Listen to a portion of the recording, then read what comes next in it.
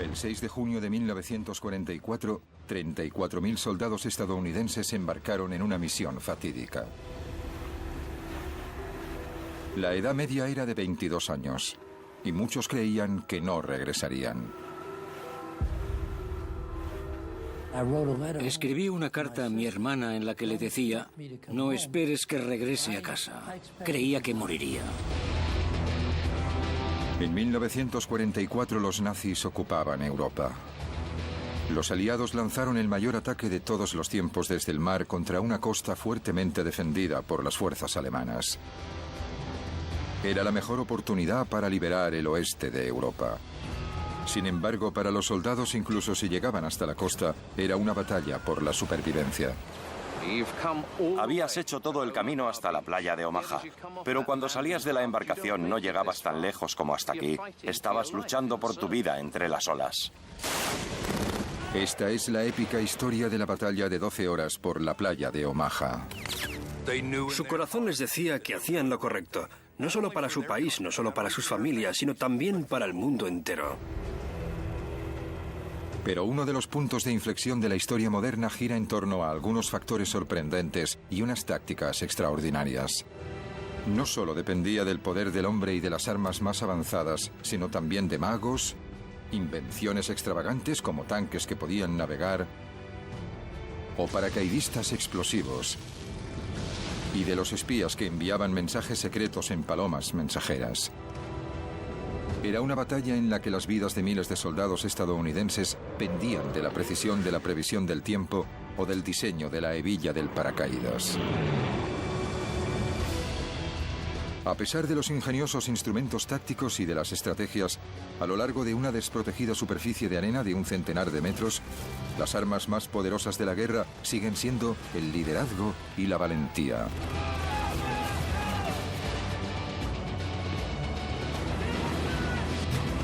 El día de ¿quién sobrevivió y por qué?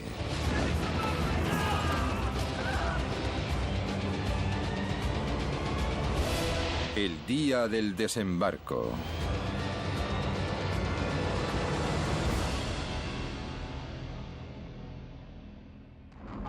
Cinco años después de que estallara la Segunda Guerra Mundial, el futuro de Europa pendía de un hilo. Los nazis habían ocupado la Europa continental. Estados Unidos, junto con sus aliados, encabezaba la lucha. Eran las 6 de la mañana en la costa francesa. 8 compañías de soldados estadounidenses, la primera oleada, esperaban para entrar en combate. Mientras se acercaban a la playa del desembarco con el nombre en clave Omaha, centenares de hombres rezaban sabiendo que lo que les esperaba era un muro de armas, una zona de exterminio y posiblemente la muerte. Entre ellos estaba Hal Baumgarten, un joven de 19 años. El barco estaba muy tranquilo. Sabían a lo que se iban a enfrentar. Como casi todo el mundo en la embarcación, el día D sería la primera vez que Hal entre en combate. Aunque ahora no tenía ni idea, en las próximas 12 horas, la vida de Hal dependería de lo que había comido en el desayuno. La física del agua. Y un fragmento de madera de 5 centímetros.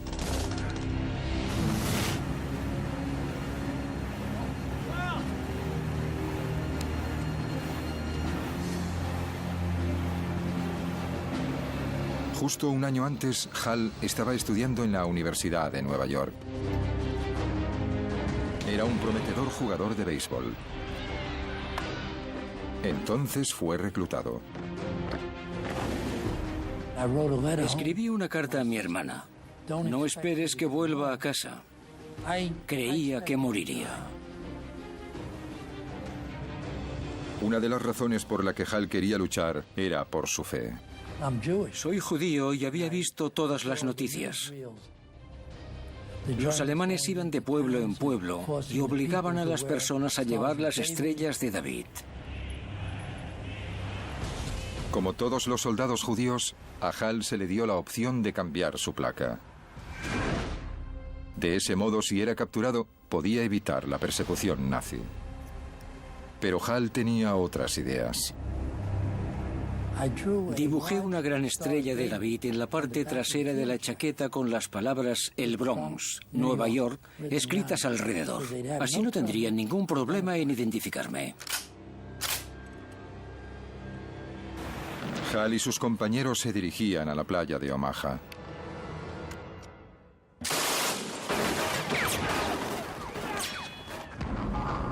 Unos 1.200 alemanes estaban atrincherados con vistas a la costa. Estaban armados con la nueva y devastadora arma de los nazis, la MG-42, el arma de fuego más rápida del mundo. El doble de rápida que la ametralladora estadounidense Browning.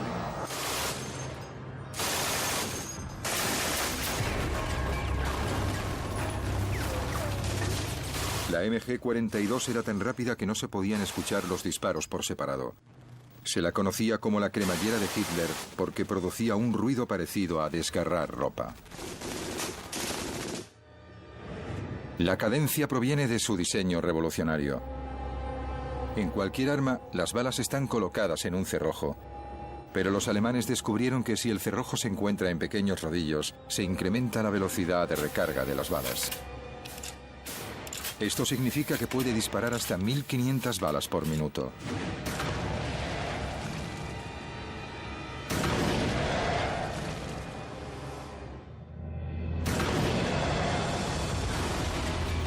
Eso eran 25 proyectiles por segundo dirigiéndose a una velocidad de 3.200 kilómetros por hora hacia el barco de Hal.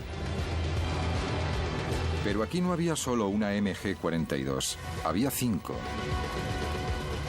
Eso significaba que el bote de sal podía ser alcanzado por 125 proyectiles cada segundo. Cuando un soldado usa tácticamente esa ametralladora del modo correcto, es una verdadera pesadilla. Una de las primeras cosas que tienes que hacer en el combate es buscar la ametralladora del enemigo e inutilizarla. Inutilizarla inmediatamente. Hal y los otros hombres debían inutilizar esas armas.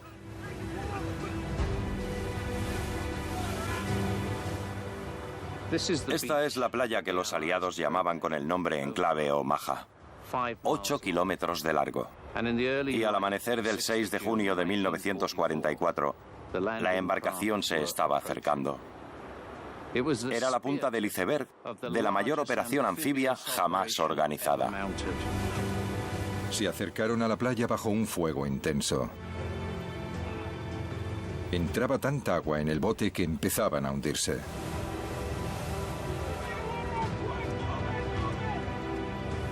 Y los bandazos desencadenaron otro problema: los mareos.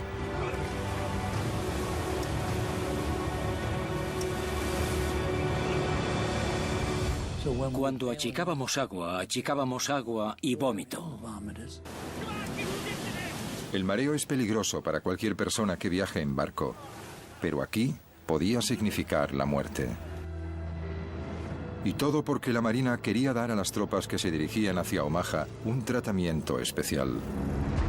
5 horas antes. Los equipos navales que navegaban desde Inglaterra decidieron dar a los soldados una buena comida antes de la batalla. Un buffet de bistec, cerdo, pollo, salchichas, alubias, bacon, huevos, helado, dulces y donuts. Todo digerido con café. La Marina creía que un estómago lleno ayudaría a la moral de los soldados.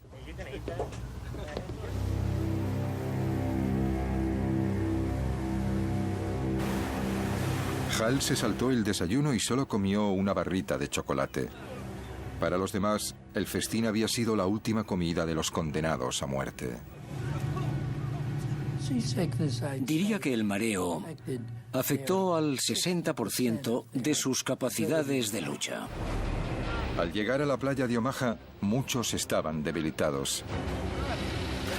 Y ocurría en el peor momento.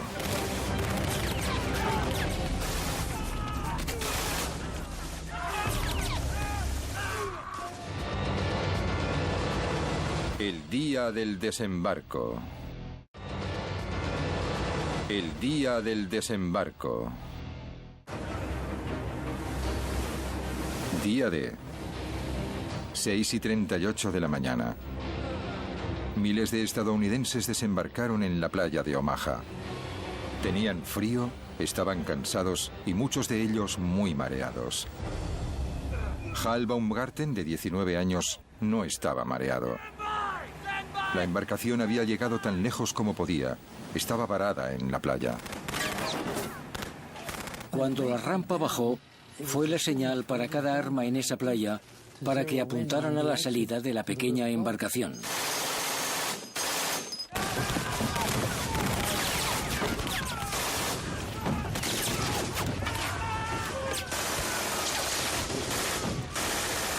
El fuego de las ametralladoras alemanas alcanzaba las rampas de salida de las embarcaciones, reduciendo sin piedad el número de hombres.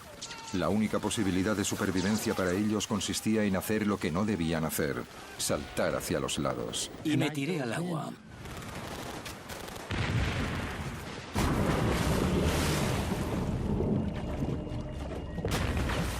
Mareados y con un equipamiento que pesaba 45 kilos, los hombres desesperadamente saltaron al agua que alcanzaba los 3 metros de profundidad. Bob Sales quería ser soldado desde pequeño. Pero antes siquiera de haber disparado un solo tiro, Bob se estaba ahogando por el peso de la chaqueta de asalto, la munición y la radio. Cuando entré en el agua, me hundí hasta el fondo. Sentí que me estaba ahogando. Y entonces fue cuando me entró el pánico, porque el agua era profunda. Cuando toqué el fondo, me deshice de la radio. Y aún tenía la chaqueta de asalto, que tenía que quitarme si quería llegar a contarlo. Cansado, mareado y bajo el agua, Bob se quitó la chaqueta justo a tiempo. Me di un gran impulso. En solo unos pocos segundos estaba de nuevo en la superficie. Esos soldados que escaparon de la muerte en el agua aprendieron una lección. Cuanto más mareado estés, menos ágil serás y tendrás más posibilidades de ahogarte. Se hundieron hasta el fondo. Vi cómo se ahogaban.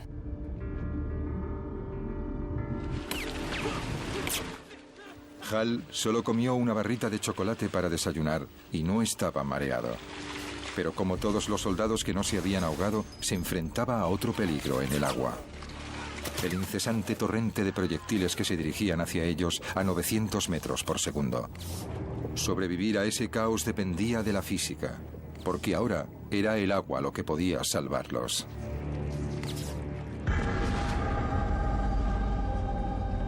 Este lado de aquí. Bien, manos a la obra. Charlie Adcock es un experto en balística que está llevando a cabo un experimento para descubrir qué pasa cuando los proyectiles de una MG-42 golpean el agua, y usa tecnología del siglo XXI para hacerlo. Lo que tenemos aquí es una cámara de alta velocidad. Va a ralentizar el tiempo unas 120 veces. Ben va a disparar su MG-42, que es un arma automática que fue disparada contra los soldados en Omaha. Y vamos a ver qué es lo que pasa con las balas que viajan a una velocidad de 900 metros por segundo. ¿Qué pasa si no se detienen en el tanque? Que se van a salir del tanque y tendremos que tapar el agujero y volver a intentarlo. Bien, carga el arma. Ahora tira fuerte de la palanca.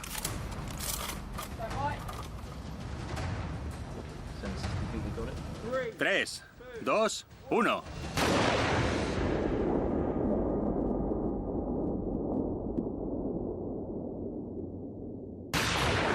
La resistencia del agua es tan grande que detiene los proyectiles a menos de 1 metro. Básicamente, ha pasado de ir a 900 kilómetros por segundo a 0 en 1 metro, como máximo. En la playa de Omaha, el margen entre la vida y la muerte era de solo unos pocos centímetros. Si los proyectiles golpeaban el agua a 30 centímetros, estabas muerto. A 1 metro o más, estabas a salvo.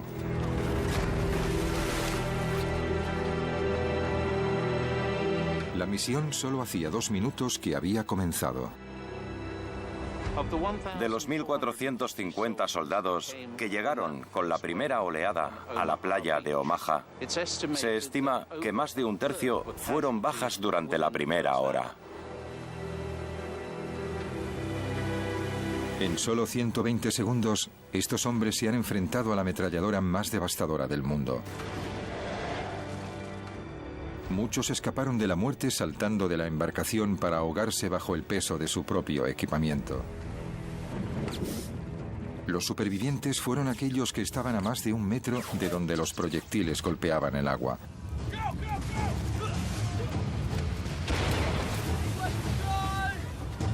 Hal Baumgarten estaba entre los afortunados. Seguía vivo 2 minutos después de haber desembarcado en la playa de Omaha. Era un panorama horrible. Era surrealista porque el agua estallaba a mi alrededor. Los proyectiles iban cayendo. Las minas se detonaban. Había gente que salía despedida por el aire. Pero no había llegado mi hora. Los primeros 2 minutos de Hal en la playa de Omaha fueron duros. Ahora tenía que adentrarme en la playa y hacer mi trabajo.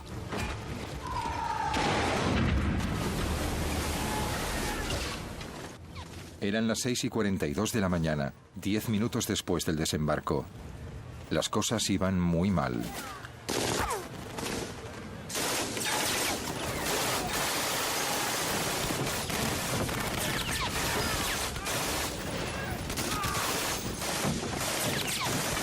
Centenares de hombres fueron abatidos o heridos en la primera oleada de la invasión. Muchos otros chapoteaban en el agua y aún no habían alcanzado la zona más difícil, la playa.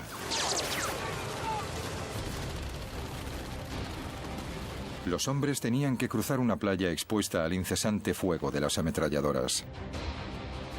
Era una zona mortal de unos 300 metros, la longitud de 3 campos de fútbol. En cada sitio se enfrentaron a peligros diferentes. Durante los primeros 182 metros tenían que pasar por diferentes obstáculos. A partir de los 240 metros había un dique e hileras de alambradas. Y luego estaban los campos de minas con unas 17.000 minas. Finalmente, después de 300 metros, alcanzaban las dunas de la parte trasera de la playa. Solo entonces podían empezar a atacar a los alemanes. Era muy surrealista. Estabas cruzando la playa, lo habías visto en películas, pero nunca te había ocurrido. Esto era lo que me estaba sucediendo. La infantería estaba sola y desprotegida en la playa, pero había un plan para ayudarles, con tanques. Si los aliados podían poner tanques en la playa por delante de los soldados, podrían darles cobertura y atacar las defensas alemanas. Pero la embarcación que llevaba los tanques era vulnerable. Ellos mismos necesitaban un modo de conseguir que los tanques llegaran a la playa. Así que los inventores aliados concibieron una idea ingeniosa. Un tanque sumergible, es decir, un tanque DD. Un vehículo de asalto anfibio. El tanque DD fue una idea alocada que surgió de repente en medio de una época de guerra. Fue un artilugio de Rube Goldberg. Era un tanque Sherman normal, conducido con propulsores en el agua, con una pantalla de lona sujetada por cilindros neumáticos. Y lo más increíble de esto es que funcionó. En los meses anteriores al día D se probaron los tanques anfibios y pasaron las pruebas con éxito. Se usarían para alcanzar la costa durante el asalto, surgiendo del agua para sorprender a los alemanes. Al comienzo del día D, los tanques se encontraban a 5.500 metros de la costa, en una gigantesca embarcación. Uno de los comandantes de los tanques era el sargento Don Lucy, de 24 años. Era el más joven de los 6 hijos de una gran familia irlandesa de California. Don era un gigante de 1,80 m que amaba a su pastor alemán Duke. Todo el mundo conocía a Don como Babe. El trabajo de Don consistía en hacer que un tanque DD alcanzara la playa de Omaha, uno de un grupo de 32. Una vez en la playa, debería de haber un tanque cada 45 metros, lo que proporcionaba cobertura a la infantería. Pero había un problema. Las olas alcanzaban los 2 metros. Los tanques anfibios no se habían probado bajo estas condiciones. Habían trabajado en un lago o un muelle tranquilos, pero era algo completamente diferente cuando el mar estaba revuelto. Era casi un suicidio, pero los planificadores no tenían elección. En las semanas antes del día D, los aliados habían reunido en secreto un gran ejército al sur de la Gran Bretaña. Cualquier retraso incrementaba las posibilidades de que los alemanes descubriesen su plan. Mientras tanto, la meteorología había sido mala durante días con fuertes rachas de viento y precipitaciones. Los aliados no podían lanzarse bajo esas condiciones. Necesitaban que mejorase y pronto. Fueron malas noticias para los planes de los aliados porque la invasión no podía esperar. Los alemanes descubrirían pronto los planes. Era un gran problema. De repente, desde el Atlántico Norte llegó información secreta. Barcos especiales. No estaban aquí para luchar, sino para medir el viento y la presión atmosférica. Ofrecían pistas sobre el tiempo que iba a hacer a 3.200 kilómetros de distancia, en el Canal de la Mancha. Enviaron poca información, pero crucial. Las previsiones sugerían una tregua. Un día en el que el tiempo mejoraría ligeramente. El 6 de junio. El éxito de la invasión y las vidas de miles de soldados estadounidenses dependía de la precisión de una única previsión meteorológica a larga distancia. Con el tiempo en su contra, los líderes aliados probaron suerte.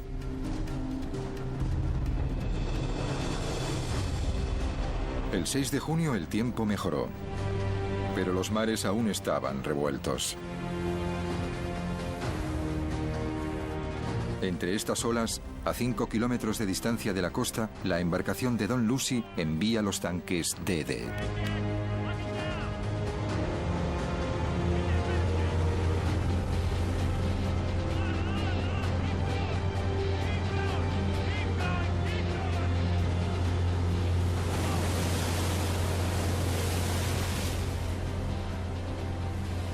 El tanque de Don flotaba y navegaba por ahora. Pero la lona no estaba diseñada para resistir olas de 2 metros. Casi de manera inmediata, el agua empezó a entrar a través de la lona. Y la tripulación empezó a achicar agua no solo para salvar el tanque, sino también para salvar sus propias vidas. Una vez se abría una brecha en la lona, era imposible mantenerse en el agua. Y el tanque comenzó a hundirse. El piloto que tenía que sacar el tanque DD tenía que salir de un agujero como este. No era fácil. El equipo de hombres estaba fuera. Tenía la oportunidad de salir, no el conductor. De 29 tanques DD que zarparon hacia la playa de Omaha, 27 se hundieron.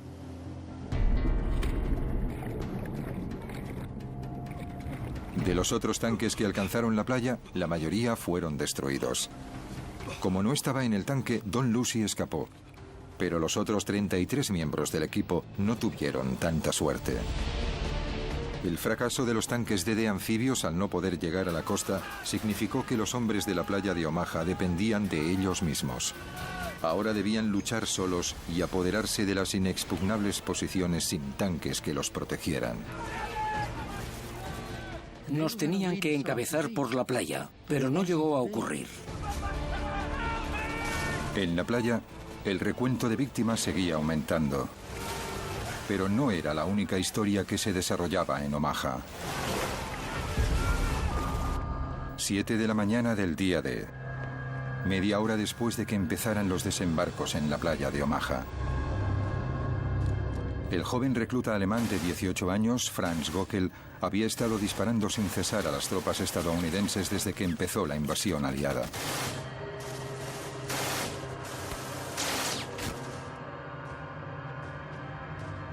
Gockel disparaba desde un búnker con vistas a la playa.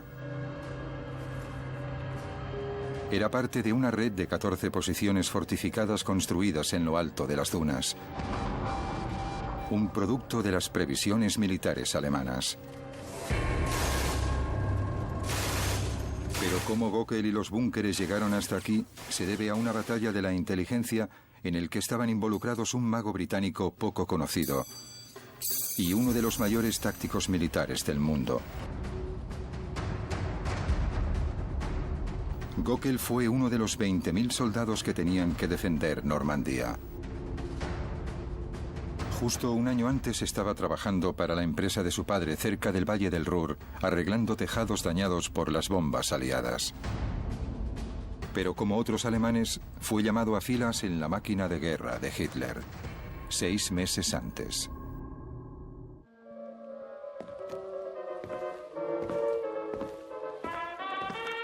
Para Franz Gockel, este búnker también era un hogar. Dentro de este puesto de guardia de cemento, sus camaradas y él dormían, comían, escuchaban música y se relajaban. Cuando llegó el día D, hacía meses que estaban allí. El hecho es que los soldados que fueron enviados a Normandía para vigilar las defensas atlánticas consideraban que era un trabajo fácil. Tenías buena comida, unos aposentos cómodos y un entorno agradable. No estabas luchando muy duro en la guerra. De hecho, ninguno de ellos pensó que serían llamados para defender esta costa de una invasión. Los soldados no estaban solos. Muy pocos altos cargos alemanes creyeron que los aliados atacarían la costa de Normandía. Pero de hecho, fueron víctimas de uno de los mayores engaños de la historia militar. El famoso ilusionista Jasper Maskelyne. Soy suficientemente mayor para mostraros... Y este es el hombre que sirvió de inspiración. Si me disculpáis, tengo que tomarme la medicación. Jasper Maskelyne era un conspirador e ilusionista profesional.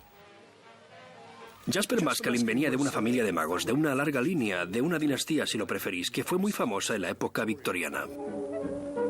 Cuando estalló la guerra, Maskelyne quería usar sus habilidades mágicas para ayudar en la lucha contra los nazis. Y aquí está. Se le cita diciendo que si se puede engañar a la gente en el teatro mientras centraba toda la atención bajo los focos a poca distancia del público, creyó estar seguro de poder engañar a los observadores alemanes a varios kilómetros de distancia. En 1941, durante la campaña aliada en el norte de África, Maskelyne tuvo la oportunidad de ayudar en la guerra por primera vez. Se unió a un grupo secreto llamado A-Force para desarrollar tácticas militares de cobertura. Su nombre en clave era el Grupo Mágico. No podía haber una mezcla más rara de personas. Había de todo, desde restauradores de arte hasta pintores y utileros. Todo lo que esperarías. Pero también había químicos, ingenieros eléctricos y todo tipo de profesiones. Y todos sus talentos venían de diferentes cosas. En el norte de África, los aliados necesitaban toda la ayuda posible. Estaban perdiendo en la campaña. Antes de la crucial batalla de El Alamein, usaron el engaño para despistar a los alemanes, cortesía del Grupo Mágico. El Grupo Mágico usó camuflaje e ilusiones, que hizo que los todoterreno pareciesen tanques y los tanques pareciesen camiones. Crearon un ejército falso y engañaron a los alemanes para que creyeran que los aliados atacarían por el sur en lugar de por el norte. Y el truco funcionó. Los aliados ganaron en el Alamein y consiguieron que la campaña del norte de África fuese a su favor. En Egipto, la ciudad de Alejandría estaba siendo fuertemente bombardeada en ataques nocturnos. El Grupo Mágico diseñó un plan para dejar a oscuras toda la ciudad. Entonces construyeron una maqueta de Alejandría con luces falsas a 4 kilómetros de la costa y engañaron a los bombarderos, que atacaron una bahía vacía. El engaño siempre se ha usado en la guerra desde tiempos inmemoriales, desde la primera pelea en la que alguien propina un puñetazo falso, eso es engañar.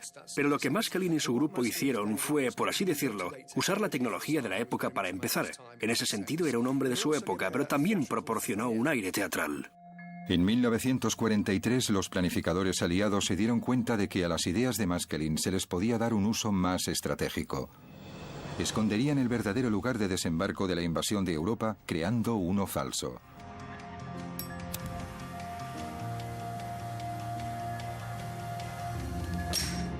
Los aliados querían invadir las playas de Normandía, pero para reducir las defensas alemanas, elaboraron una táctica compleja al sugerir cruzar el Canal de la Mancha por la zona más estrecha, el Pas de Calais.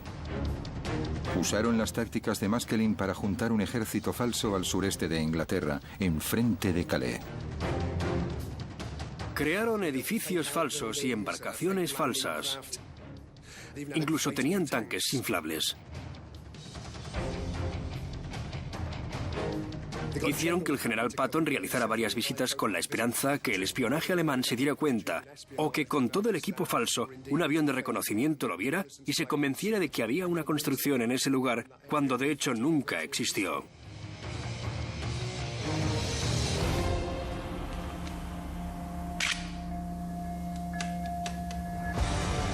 Los alemanes cayeron en la trampa de los aliados. En los meses anteriores al día D, el mando nazi desplazó la mayoría de sus divisiones de tanques y gran parte de su infantería de Normandía hacia el Pas de Calais, a 240 kilómetros de distancia. El engaño de los aliados funcionó perfectamente. Los alemanes dejaron parte de una división para defender la playa de Omaha. Franz Gockel pertenecía a una pequeña fuerza de 600 hombres, pero no por mucho tiempo.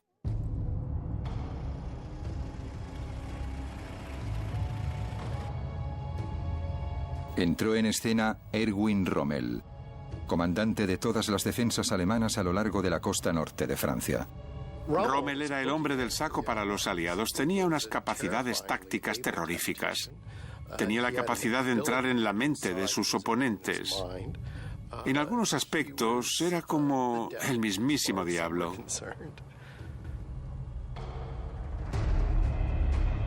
La reputación de Rommel se debe principalmente a que luchó en el desierto con recursos mínimos. Y venció a los aliados una vez tras otra.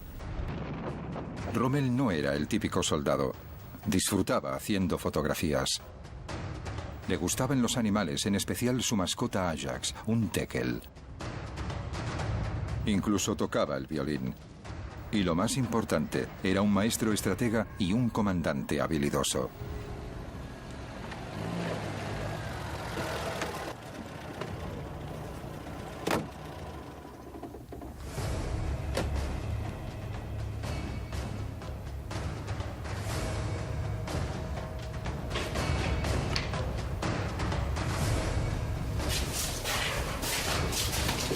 Rommel era conocido por ser muy autoritario con sus tropas y sacar lo mejor de ellos.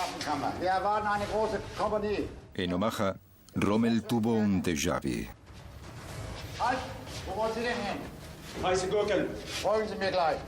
Rommel llegó a Omaha y tuvo algún tipo de revelación.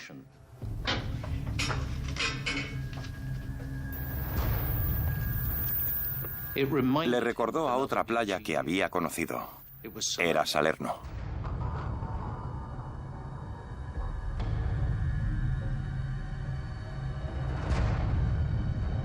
Salerno era la playa en la que los aliados invadieron con éxito Italia en 1943.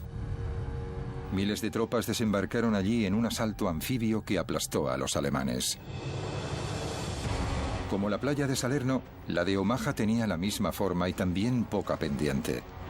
Ambas características eran ideales para una embarcación que se acercara a la playa desde el Canal de la Mancha. Rommel pensó que estas eran el mismo tipo de características que los aliados escogerían a la hora de invadir Francia. Basándose en eso, Rommel decidió reforzar la playa.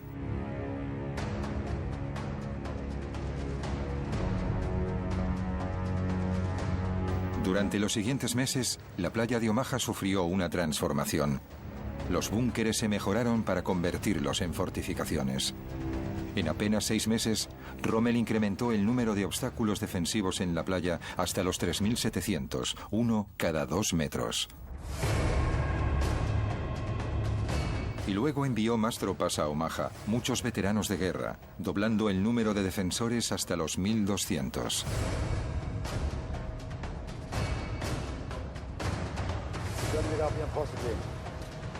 Rommel transformó un lugar costero tranquilo en una fortaleza formidable con posiciones de lucha desde las que se veían grandes partes de la playa. El día D.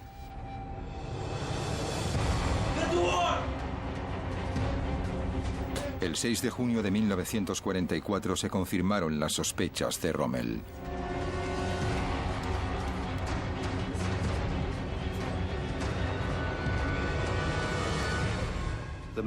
Los hombres que miraban desde el fortín debieron de sentir una mezcla de miedo y emoción. Emergiendo por el horizonte, se aproximaba una gran flota. Las 7:05. Había pasado más de media hora desde el comienzo de la mayor invasión anfibia de la historia. Desde las nuevas fortificaciones reforzadas, Franz Gockel disparaba tan rápido como le permitía su arma. No sabía cuántos hombres había matado hasta que los cuerpos empezaron a ser arrastrados a la playa. Era el día D y la muerte se decidía en un combate de ingenio. Inicialmente, los aliados consiguieron ocultar el lugar del desembarco a los alemanes. Pero las tácticas de Rommel eliminaron cualquier ventaja que hubieran ganado gracias a este engaño, con consecuencias devastadoras. Ahora, Hal Baumgarten estaba al comienzo de la zona mortal de la playa de Omaha. En medio del caos, Hal vio a Robert Garvett, su mejor amigo en el ejército.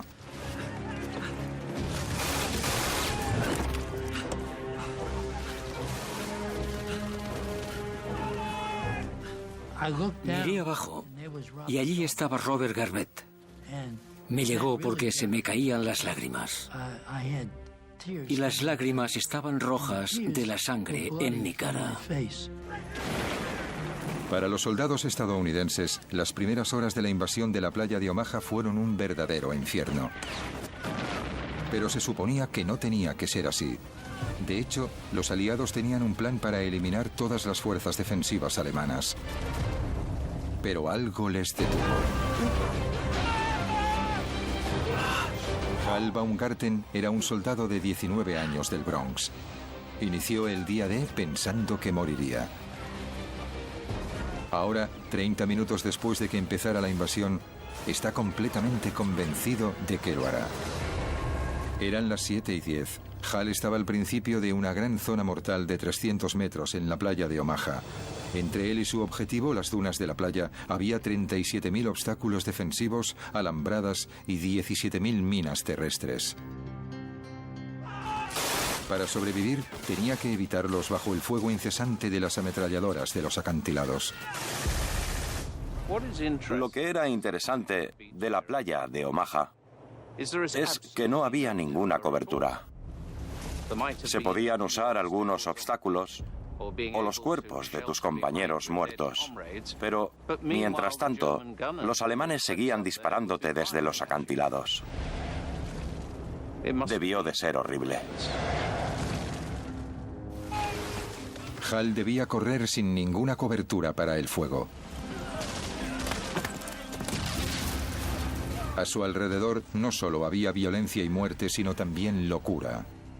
Vio a un soldado que conocía. No llevaba casco. Tenía un agujero en la parte izquierda de su frente. Su pelo estaba manchado de sangre. Se arrodilló y empezó a rezar con su rosario. Y una ametralladora lo partió por la mitad.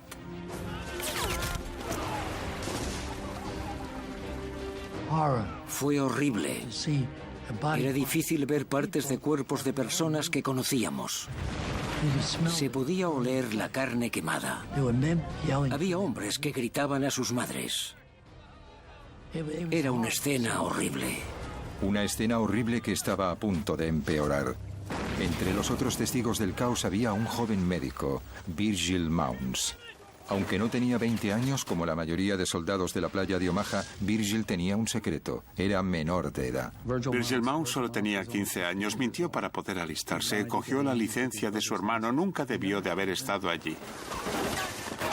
Pese a que debía estar de camino a casa tras salir de la escuela, Virgil fue responsable de salvar vidas en el campo de batalla.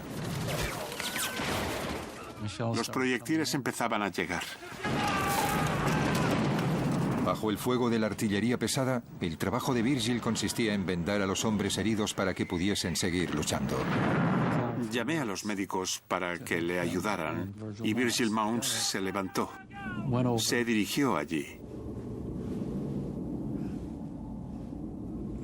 Es difícil hablar de él. Vino para intentar curar al hombre herido. Entre tanto, los proyectiles seguían llegando.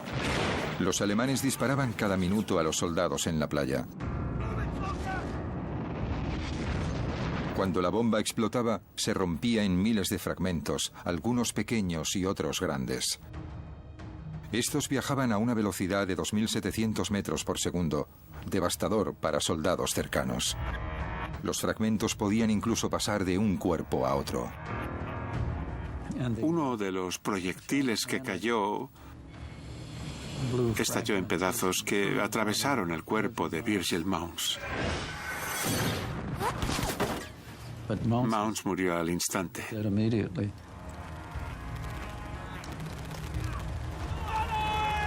Eso es algo que no puedo olvidar. Y es tan vivido como una fotografía, porque nunca se pueden olvidar este tipo de cosas. A pesar de la trágica muerte de Virgil Mounds, la verdadera tragedia es que pudo haberse evitado. Esto se debía a que los aliados sabían el tipo de artillería pesada que tenían los alemanes para defender la playa de Omaha y planearon neutralizarlas esa misma mañana. En las colinas, los alemanes juntaron un amplio arsenal de armas. Había 30 armas antitanques, 17 morteros pesados y más de 20 armas de campo. Estos eran el tipo de fortificaciones que los alemanes usaron para almacenar sus armas. Los planificadores aliados sabían el tipo de armas que había allí y su poder, y habían pensado un plan para neutralizarlas. 4 horas antes. Temprano, la misma mañana del día D, los aviones aliados partieron para bombardear las defensas alemanas en la playa de Omaha. 446 aviones armados con 13.000 bombas equivalían a 1.000 toneladas de explosivos. Prometía ser el mayor bombardeo de precisión de la historia. Las fuerzas aéreas eran tan precisas que podían acertar a un barril desde 3.000 metros de distancia, y esa era una oportunidad para demostrarlo. Pero con nubes bajas y densas, los bombarderos dependían del radar, un invento relativamente nuevo para atacar la costa. La Marina no confiaba en ellos y le preocupaba que las bombas impactaran en los barcos de los aliados que esperaban en el mar. Cuando los bombarderos pesados se aproximaron a la playa, la nube aún evitaba que pudiesen ver su objetivo actual. Como había la amenaza que se quedaran cortos y golpearan la flota cercana a la costa, les dijeron que se demorasen, que esperasen hasta que estuviesen encima de la playa, que esperasen entre 5 y 30 segundos y entonces soltaran las bombas. Una demora de unos pocos segundos podía cambiarlo todo. Para un bombardero a 3.000 metros de altitud y viajando a 240 kilómetros por hora, una demora de 5 segundos significaba que sus bombas podían fallar el objetivo por medio kilómetro. Una demora de 30 segundos y podía fallar por 2,5 kilómetros. Ese día se lanzaron 13.000 bombas, pero increíblemente ninguna impactó en la playa de Omaha ni en los búnkeres. Fue el mayor error de los planes aliados del día D. Oh, madre mía, nada funcionaba. Iba a ser uno de los peores días. Hal Baumgarten se encontraba al comienzo de una playa llana y expuesta. Y me dije a mí mismo, tengo que salir de esta playa. Solo había una manera de recorrer esa distancia. Estaba en buena forma. Estaba en el equipo de atletismo en la escuela y jugaba fútbol, así que estaba en buena forma. 300 metros para cobijarse. Hal necesitaba alcanzarlo tan rápido como pudiera. ¿Cuánto tardaría? Veámoslo con ropa más ligera. 65 segundos.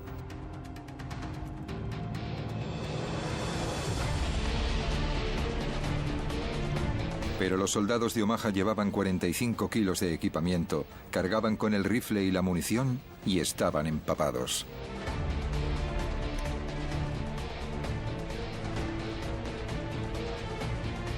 Un minuto y 30 segundos, un 50% más de tiempo, un 50% más de posibilidades de que le dispararan. Pero Hal estaba decidido. Tampoco tenía alternativa. Inició una carrera traicionera a lo largo de la arena. Estaba pensando, ¿qué sentiré cuando una bala me atraviese? ¿Qué se siente cuando te disparan?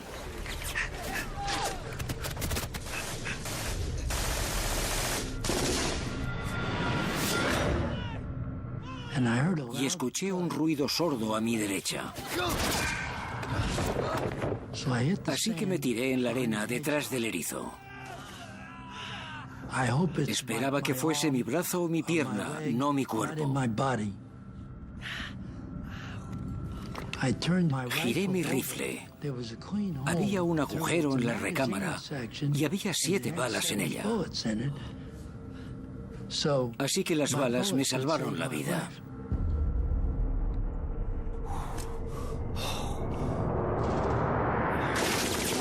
Salvado por una recámara. Un gran golpe de suerte.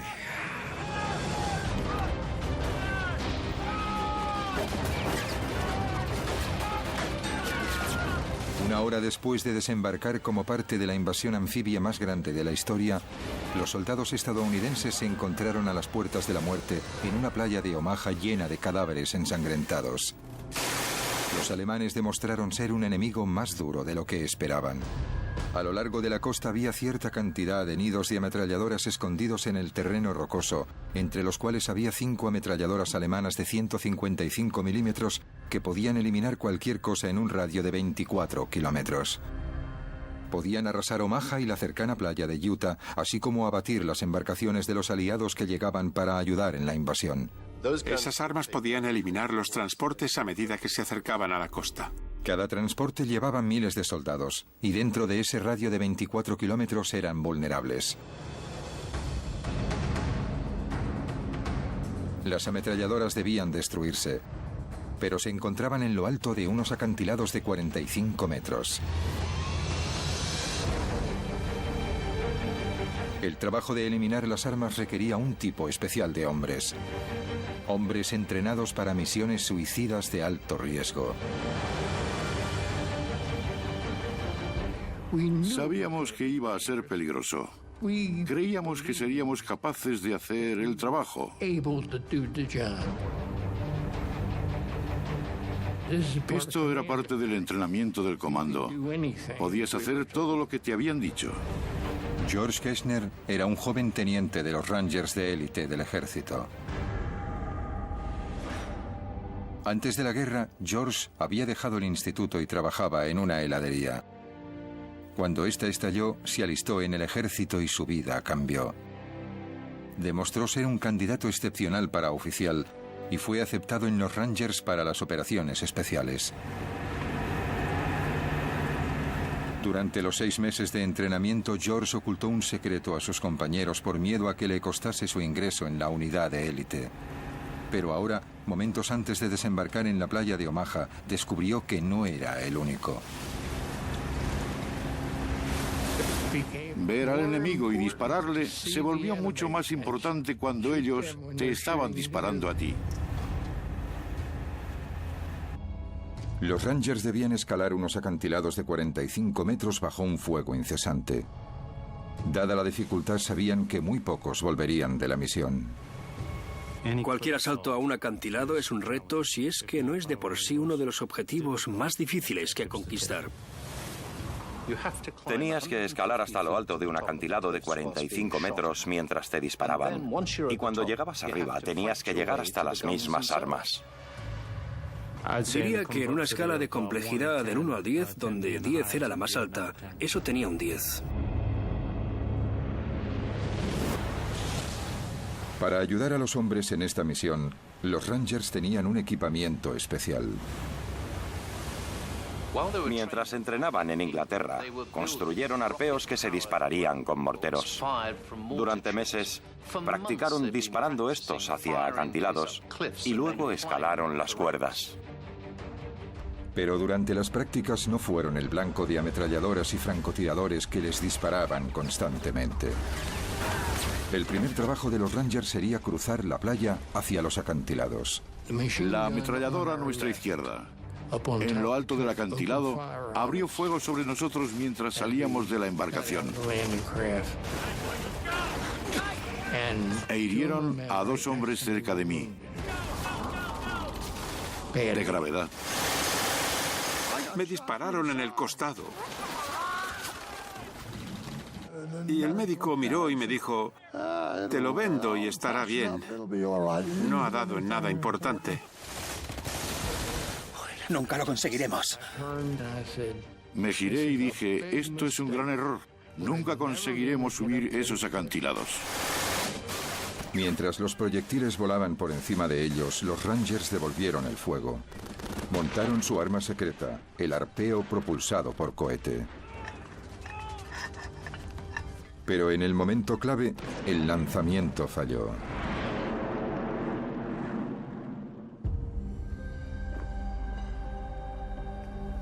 Esto es un experimento para explicar lo que ocurrió, en el que se usa una réplica exacta del mortero. Lo que vamos a hacer es que vamos a insertar el arpeo en el mortero. Y vamos a lanzarlo a lo alto de este acantilado, que es muy parecido al acantilado de Pondwalk, y veremos qué pasa. 3, 2, 1.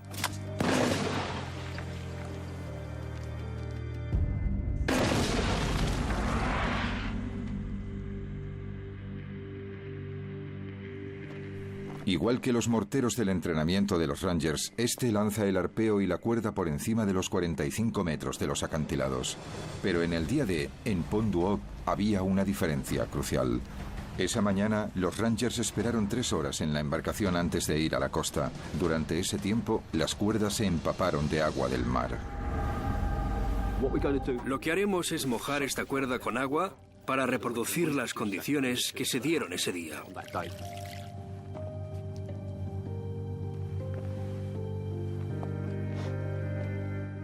3, 2, 1.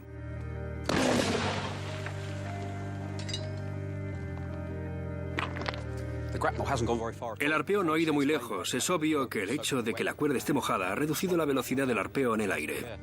Solo unos pocos centenares de centilitros de agua han sido suficientes para evitar que el arpeo alcanzara la cima. En Pondwalk fue la diferencia entre el éxito y el fracaso. Creo que eso es lo que ocurrió ese día. Este fue uno de los problemas que tuvieron. De las 60 cuerdas que tenían los Rangers, solo 19 estaban lo suficientemente secas como para alcanzar la parte superior de los acantilados. Kershner fue uno de los que subió las cuerdas inmediatamente. Solo me puse... Aunque la cuerda estuviese mojada, no me preocupaba. Posiblemente estuve subiendo unos 15 o 20 segundos.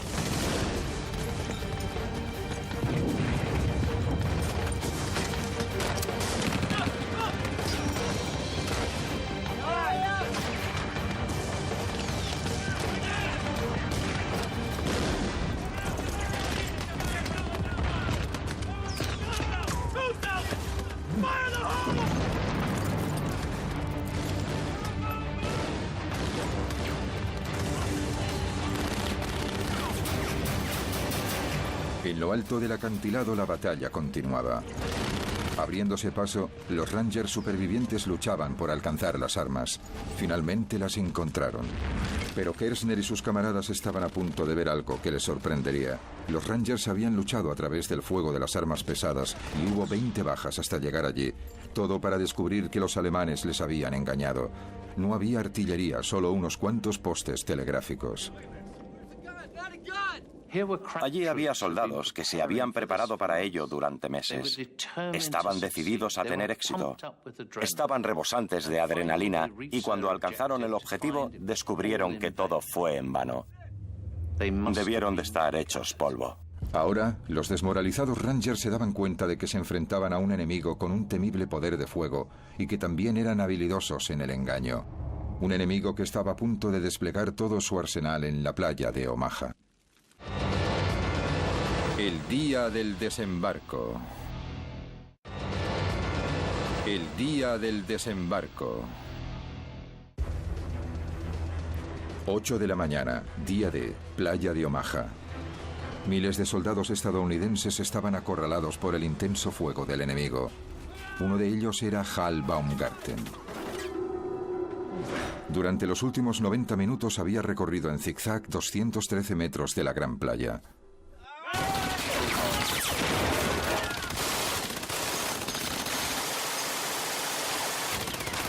Durante ese tiempo, había visto a hombres ser abatidos por las ametralladoras. Casi se ahoga y escapó de la muerte por pocos centímetros.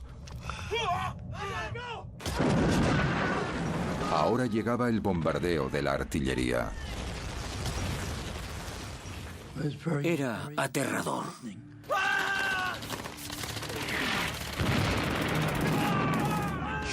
Los proyectiles daban mucho más miedo que si te dispararan con una ametralladora. Porque no sabías de dónde venían. No sabías dónde iban a caer o si tu número estaba en ese proyectil. Así que era aterrador. Pero miré hacia arriba y les maldije. Y cuando hice eso, un proyectil de 88 milímetros explotó delante de mí. Hal fue alcanzado por la explosión. El fuego de la artillería hería y mataba de dos formas diferentes. Una era por la metralla, restos de metal calientes que volaban a 11.000 kilómetros por hora. Cuando un proyectil impactaba, lanzaba metralla incandescente hacia todas partes. Era como miles de balas que iban por todos lados al mismo tiempo y atravesaban cuerpos humanos con la misma facilidad que un cuchillo corta la mantequilla. La metralla era el peligro evidente de la artillería. De hecho, mi propio padre, Eric Ashcroft, fue herido por metralla cuando estaba desembarcando en otra playa, la playa de la Espada, esa misma mañana. Otra forma de matar que tenía la artillería era acústicamente, la liberación de una onda de choque. No era más que aire supercomprimido que era empujado a centenares de metros por segundo. Pero para un soldado en la playa, era devastador. Era catcher y alguna vez alguno me golpeó con el bate de béisbol. Eso es lo que sentí. Ni siquiera tenía que darte. Una primera oleada de esa explosión podía destrozarte los órganos hasta el punto que podías morirte sin ni siquiera saber que te estabas muriendo.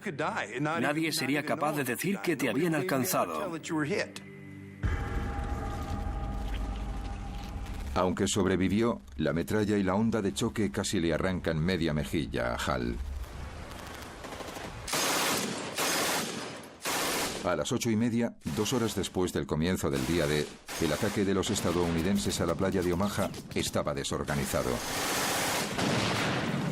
La derrota parecía evidente. Pero tras las líneas alemanas, un grupo de valientes civiles llevaban a cabo una lucha clandestina. La resistencia francesa. En los meses anteriores al día D, la resistencia francesa empezó a incrementar la operación de espionaje sobre los movimientos de las tropas alemanas para comunicarla a los aliados. Los espías de la resistencia se centraron en particular en las nuevas defensas que los alemanes habían construido a lo largo de las playas del día D, pero era un trabajo arriesgado. Había 200.000 soldados nazis que buscaban cualquier indicio de espionaje. Así que la resistencia francesa tenía que ser creativa en su operación de espionaje. El artista Robert Dwan ayudó pintando paisajes y colocando mensajes ocultos en sus imágenes. Estaba haciendo con sigilo el mapa de las fortificaciones costeras alemanas. El miembro de la resistencia, Jean Marion, enviaba mensajes a los aliados mediante palomas mensajeras, de Francia a Londres en solo 4 horas. A medida que el día D se acercaba, los miembros de la resistencia incrementaron su actividad saboteando las comunicaciones alemanas. Destruyeron las líneas de telégrafos y volaron trenes.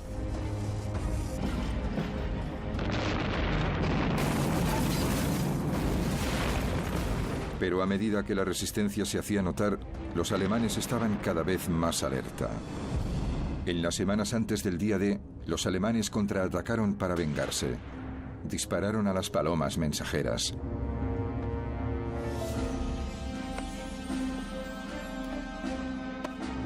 Luego capturaron a miembros de la resistencia y a ellos también les dispararon. En ese momento, la resistencia ya había causado mucho daño. En la playa, sin comunicaciones, los alemanes tenían dificultades para pedir refuerzos. Solo las fuerzas aliadas pudieron abrirse paso en Omaha.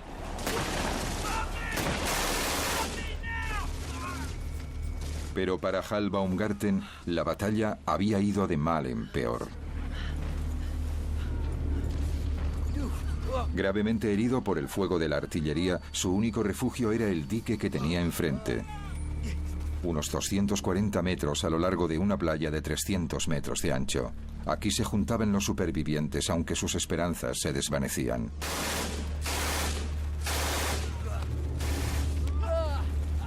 Éramos un equipo orgulloso. Estábamos bien entrenados.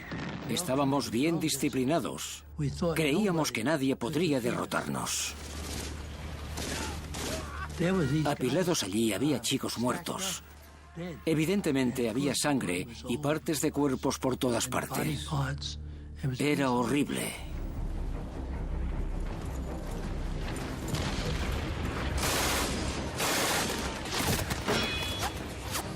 Me pregunté, ¿por qué no yo?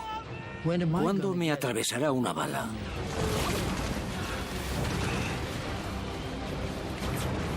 Las 9:30, playa de Omaha. Habían pasado 3 horas desde el inicio de la invasión del día D. El asalto estadounidense se estaba desintegrando bajo la lluvia alemana de balas y bombas. Entre los que luchaban por sobrevivir estaba el sargento de 19 años, Bob Slaughter. Era un estudiante y no había acabado el instituto. Supongo que decidimos que queríamos tener una aventura. Y puedo decirte que tuvimos más de lo que habíamos planeado. Bob y sus compañeros estaban arrinconados en el dique y reinaba la confusión. Perdimos a nuestros oficiales, perdimos a nuestros compañeros. No teníamos ningún líder. Éramos solo un puñado de chicos como yo que hacíamos lo mejor que podíamos. Los hombres estaban asediados desde 2 flancos.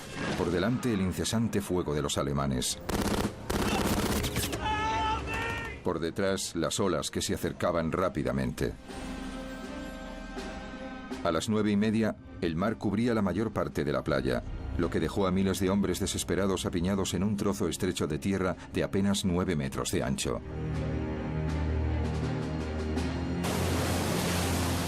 Asediados por el fuego, los hombres eran blancos fáciles para los artilleros alemanes. Pero hubo ayuda de otros soldados aliados tierra adentro. 8 horas antes.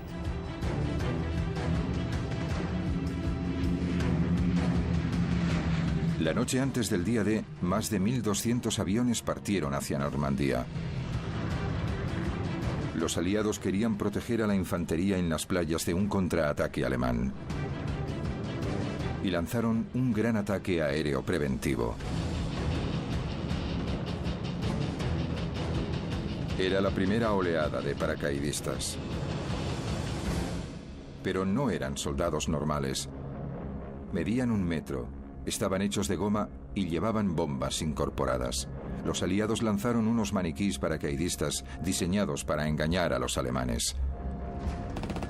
Estallaban en llamas al aterrizar mientras las fuerzas especiales emitían el sonido de disparos a través de altavoces para simular un ataque aún mayor.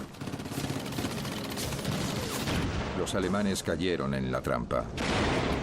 Así que se enviaron a los reservas alemanes para interceptar estos muñecos explosivos. Se enviaron centenares de hombres en una dirección cuando debían dirigirse en la dirección opuesta.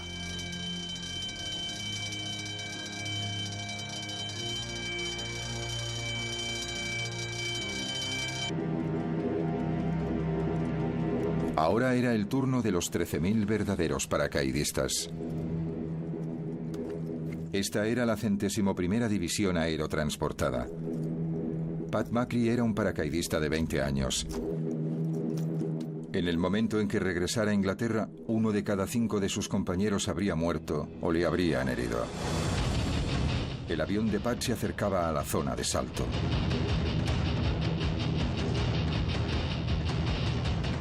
El estado de ánimo cambió completamente. También el trayecto. El avión se movía mucho. Era errático. Giraba a la izquierda y luego giraba a la derecha. Y luego la munición trazadora y el fuego antiaéreo.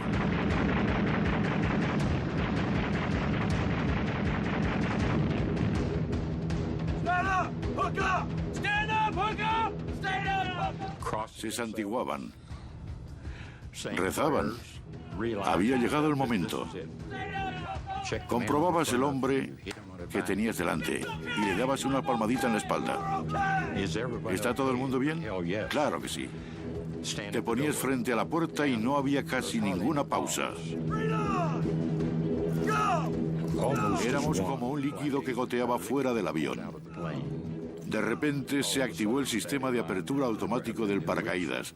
Se desplegaba y se producía un tremendo tirón. Entonces tuve una sensación de paz y tranquilidad.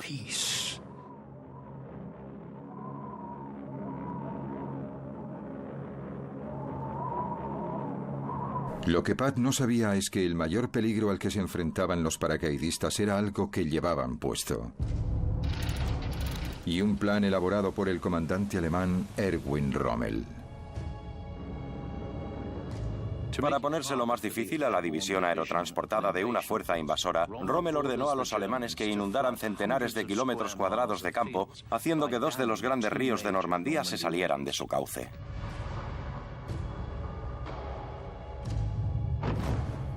Ahora, centenares de paracaidistas caían sobre el agua, muy peligroso para un salto normal. Estos soldados llevaban cada uno un equipamiento de 45 kilos. La supervivencia dependía de si podían escapar de su arnés. En el día D, los paracaidistas aliados aterrizaron en ambos lados de la cabeza de la playa, los estadounidenses en un lado y los británicos en el otro. El equipamiento estadounidense tenía 3 hebillas y una correa.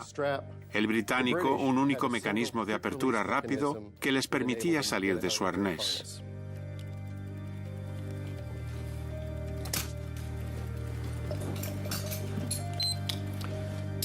El paracaidista británico salió de su arnés en apenas 5 segundos, mientras que el paracaidista estadounidense seguía luchando para salir del suyo. El paracaídas se enrollaba en los hombres. El arnés ahora era una trampa mortal. Tenías que liberarte del paracaídas porque este podía caerte encima.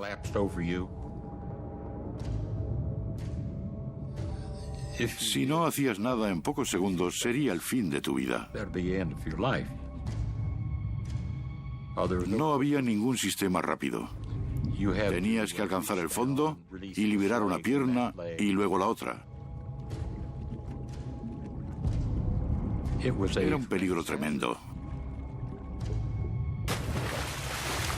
De los 13.000 paracaidistas que saltaron, muchos centenares se ahogaron. Perdimos muchos soldados, buenas personas. Para muchos soldados el diseño de su hebilla era la diferencia entre la vida y la muerte.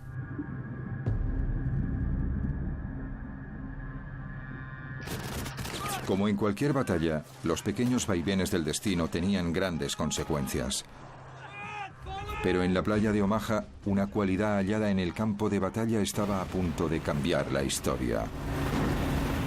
Pura valentía.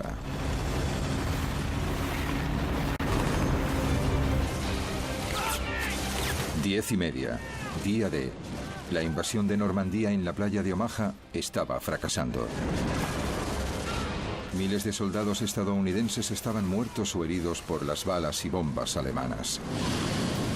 También por el mareo que los había debilitado antes de la batalla. Ahogados debido al peso de su equipamiento, los tanques anfibios que se hundieron en el mar y los arneses de los paracaídas que no se soltaban bajo el agua. Los soldados luchaban contra muchas adversidades. En la playa, el soldado Hal Baumgarten evaluaba la situación. Creía que estábamos perdiendo, solo era cuestión de tiempo. Se me pasó por la cabeza que la invasión había fracasado.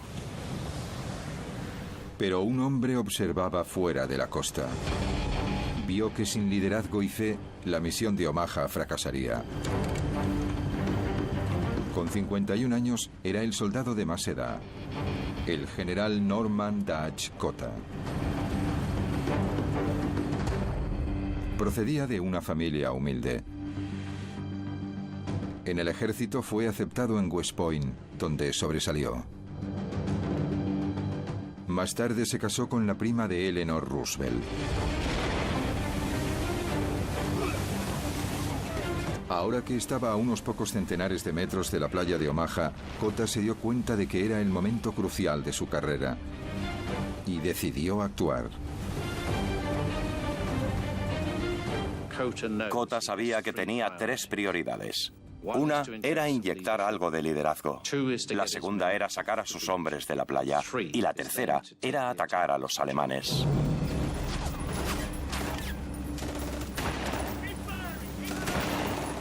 Una vez en tierra, Cotta tomó el control. De repente algunos de mis hombres dijeron: capitán, mira ese hombre de allí. Y miré la playa y a unos 90 o 140 metros había un hombre con un cigarro que estaba gritando a la gente de la playa. Era difícil de creer que hubiese alguien corriendo por la playa, porque seguían disparando. Incluso desde esa distancia parecía algo más voluminoso que la mayoría de nosotros. Y nos preguntamos, ¿quién será? El hombre no temía a nada.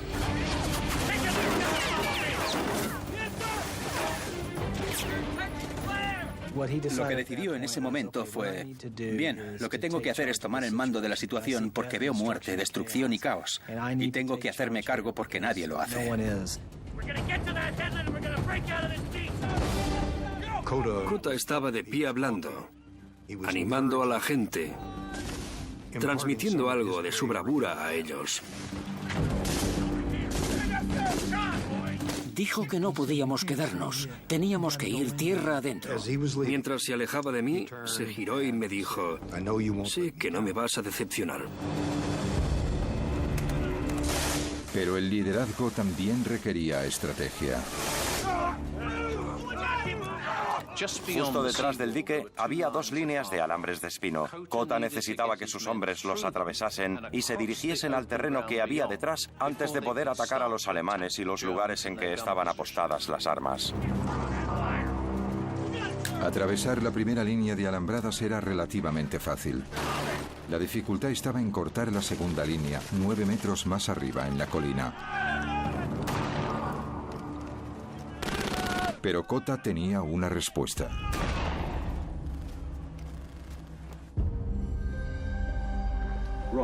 Lo que tenemos aquí es un torpedo Bangalore. Es parecido a los que los Rangers usaron en la playa en 1944. Y como puedes ver, tiene dos partes. La primera parte es un tubo de acero como este. Está lleno de 35 kilos de TNT. Puedes ver que tiene una punta como de bala que le ayuda a pasar a través de alambres de espinos. Esta es la segunda parte. Como puedes ver, esta parte se junta con el extremo de esta otra y ayuda a atravesar las defensas que vas a hacer estallar. Para los soldados bajo el fuego enemigo, la velocidad era clave. El torpedo Bangalore debía atravesar las alambradas rápidamente. Es la hora de probar el arma.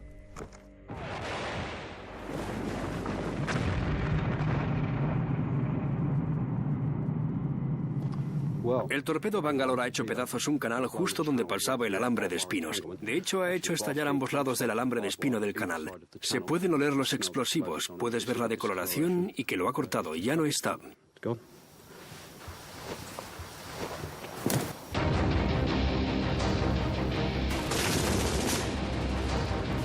El torpedo Bangalore podría hacer el trabajo para Kota y sus hombres, pero debían colocarlo en posición.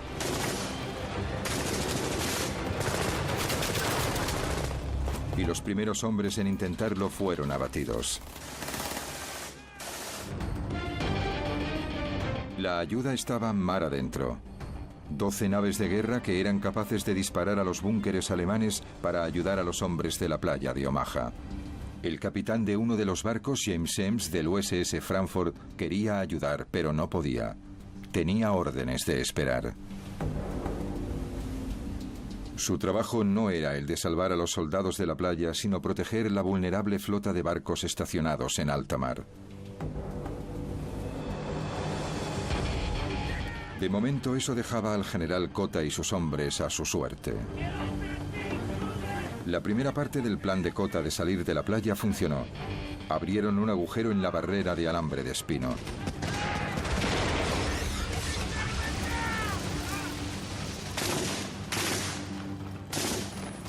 Pero esperándoles en lo alto de la colina había una ametralladora MG-42 que disparaba 25 balas por segundo.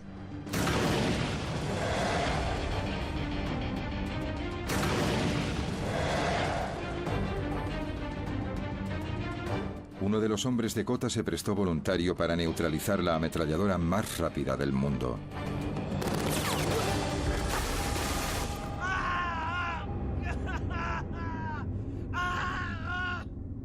Imagina que eres Kota. Por segunda vez te encuentras en un momento crítico. Un hombre ha recibido un disparo y grita agónicamente. Tus otros soldados te observan y dudan. ¿Qué harías?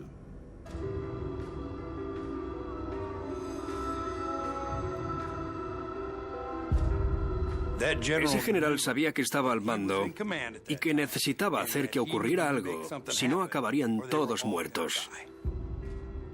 Kota mostró su determinación con una frase ahora famosa. Señores, nos están matando en nuestras playas. Vayamos tierra adentro y que nos maten. Entonces desplegó la mejor arma a su disposición. Liderazgo. Y fue el primero en correr colina arriba.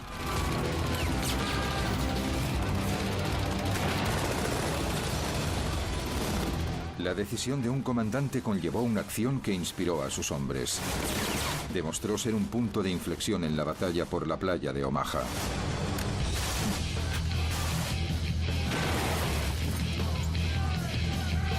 Kota lideró el asalto. Mientras tanto, a 16 kilómetros de la costa, se estaba tomando otra decisión importante.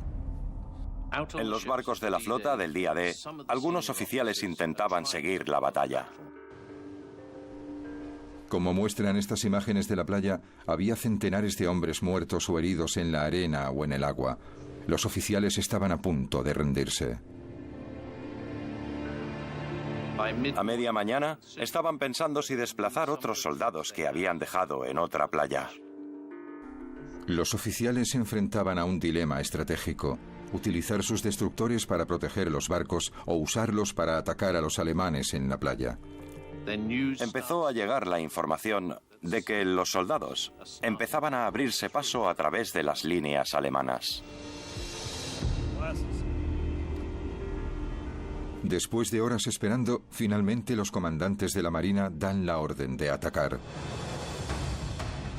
Se le permitió al comandante James Semmes del USS Frankfurt dirigirse a toda velocidad hacia la costa. Semmes llevó al Frankfurt tan cerca de la playa que se arriesgó a tocar el casco contra el fondo marino.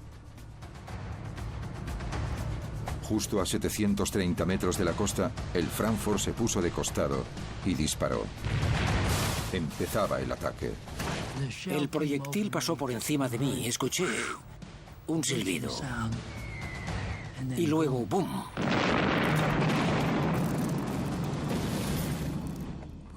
Podías escuchar el destructor. Boom, boom, boom, boom, boom, boom. Lo que querías hacer era darle la mano al capitán de ese barco. Para los hombres fue un momento de alivio. Otros 11 barcos de guerra se unieron al ataque.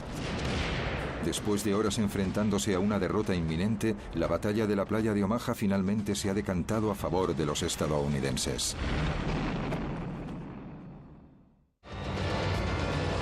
El día del desembarco.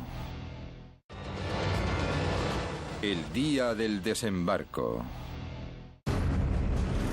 Día D, playa de Omaha. Un momento y un lugar en que la más mínima decisión podía marcar la diferencia entre la vida y la muerte. En las embarcaciones en alta mar, ¿ingieres un desayuno completo o no? Si lo haces, puede significar que te marees. Y que te ahogues antes incluso de que llegues a la playa. Había una terrible ironía. Habías hecho todo el camino hasta Omaha para luchar por tu país. Pero cuando salías de la embarcación, no llegabas tan lejos. Tenías que luchar por tu vida en el agua. Una vez en el agua, la diferencia entre un proyectil que te mataba y uno que fallaba era de unos centímetros. Lo que parecía extraordinario era que si una bala golpeaba el agua a un palmo de distancia de ti, estabas muerto. Pero si golpeaba el agua a 1 metro de ti, estabas a salvo. Pero el día D estuvo a punto de no suceder. Durante días, unas tormentas violentas hicieron que el mar estuviese demasiado revuelto para un desembarco anfibio. Los meteorólogos estaban desesperados buscando una tregua. Entonces llegó información secreta desde el Atlántico. Las lecturas sugerían que podía haber un pequeño intervalo, un único día, en que el tiempo mejoraría ligeramente. Así que las vidas de miles de soldados estadounidenses dependían de un simple informe meteorológico.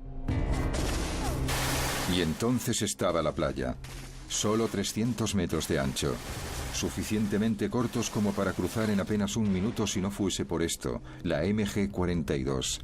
Su cadencia de disparo provenía de una pequeña pero revolucionaria innovación. En cualquier arma de fuego, las balas están encerradas en un cerrojo. Pero los alemanes descubrieron que si el cerrojo se encontraba en unos pequeños rodillos, se incrementaba mucho la velocidad a la que se recargaban las balas. Significó que el arma podía disparar 1500 balas por minuto. La MG-42 convirtió la playa de Omaha en 300 metros de carnicería. Algunos nunca llegaron a cruzarla. Otros tardaron horas. La diferencia entre la vida y la muerte podía ser tan delgada como la culata del arma. Giré mi rifle. Había un agujero en la parte de la recámara. Y allí había 6 balas. Es decir, que las balas me salvaron la vida. Tierra adentro, una vez más, las cosas pequeñas a menudo tenían el mayor de los impactos. Un arnés de paracaídas mal diseñado provocó que los paracaidistas se ahogaran en los campos inundados. Imagina cómo fue. Llevabas un arnés que incluso en tierra seca tendrías dificultades para quitártelo. Era terrorífico. Pero en la batalla, la valentía podía superar los golpes del destino. El general Cota y sus hombres se habían abierto paso. Ese hombre no temía nada. Con el respaldo del fuego naval, abrieron una ruta por el interior. Un ejército de hombres podía por fin entrar en Francia. Y empezó la liberación del oeste de Europa. Lo que fue más sorprendente es que en los días posteriores al día D, otros 200.000 hombres aterrizaron trayendo con ellos 3 millones de toneladas de suministros. Un ejercicio logístico de lo que nunca antes se había visto y que no se ha visto desde entonces. Esta es una fotografía aérea de la playa de Omaha tomada al mediodía del día D. Había marea alta. Se pueden ver las olas golpeando contra el dique, la embarcación, tanques abandonados y vehículos en el agua. Pero entre ellos también se pueden ver centenares de puntos. Cada uno es un cuerpo, un soldado estadounidense muerto y arrastrado por el agua hasta la playa.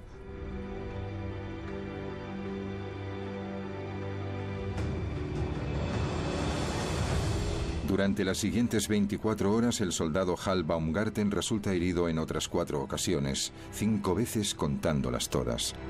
Se recuperaría de las heridas, pero otra seguiría persistiendo. Me sentía culpable por sobrevivir porque me iba diciendo, ¿por qué yo? Mucha gente cuando reza a Dios dice, ¿por qué yo? ¿Por qué tengo esta enfermedad? ¿Por qué no me ayuda Dios? Pero en mi caso era todo lo contrario. Decía, ¿por qué yo? ¿Por qué ellos murieron y yo sobreviví? Nadie sabe con exactitud cuántos soldados estadounidenses murieron en la playa de Omaha. Los historiadores estiman más de 2.000 y al menos otros tantos heridos. Y Omaha fue solo una de las 5 playas en las que los aliados desembarcaron ese día. En total hubo unas 10.000 bajas entre los soldados aliados. También murieron 4.000 alemanes, así como 3.000 civiles franceses. El día D fue una gran causa, quizá la más grande, pero para los países involucrados tuvo un precio muy alto, con vidas que fueron muy cortas y futuros que acabaron demasiado pronto. Esos hombres siempre serán jóvenes para mí. ¿Ves? No son tan mayores como yo. Seguirán siendo jóvenes. Serán tan solo unos chicos yendo detrás de las chicas, bebiendo cerveza y pasándolo bien.